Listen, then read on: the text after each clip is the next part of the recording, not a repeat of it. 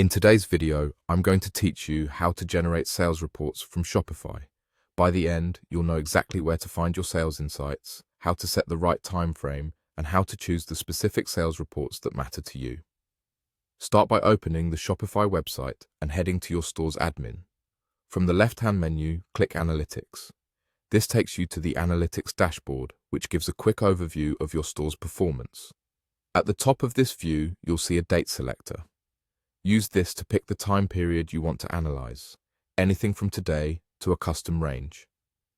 Choosing the right dates is important because every chart and metric on this page updates to reflect the period you select, helping you compare performance across weeks, months, or seasons. While you're on the dashboard, you can also edit your view to focus on what's most relevant. Select Edit Dashboard to rearrange, add, or remove cards so your key sales metrics like total sales, average order value, or returning customer rate are front and center. This doesn't change your data, it simply makes the information you care about easier to scan. Next, still within Analytics, click Reports. The Reports section contains detailed, pre-built views of your data. To zero in on sales specifically, use the search or filter options on this page and enter sales.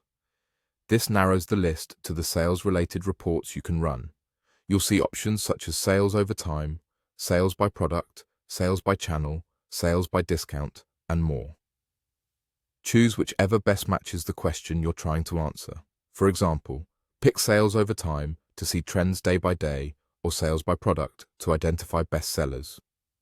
After you open a report, double-check the date range at the top. Make sure it matches the period you want to analyze. If needed, adjust it the same way you did on the dashboard. The report will refresh to show totals, charts, and tables specific to that time frame. Spend a moment reviewing the summary metrics at the top, and then scan the table to spot patterns, such as spikes in revenue, products driving the most sales, or channels contributing the highest share. If you ever see fewer results than expected, confirm you have the correct dates selected and that the report matches your needs. Small adjustments in the view can reveal valuable insights, and that's it. Open Shopify, go to Analytics, set your date range, customize your dashboard if you like, head into Reports, enter Sales, and choose the report that answers your question. You've now got a clear path to generating sales reports in Shopify.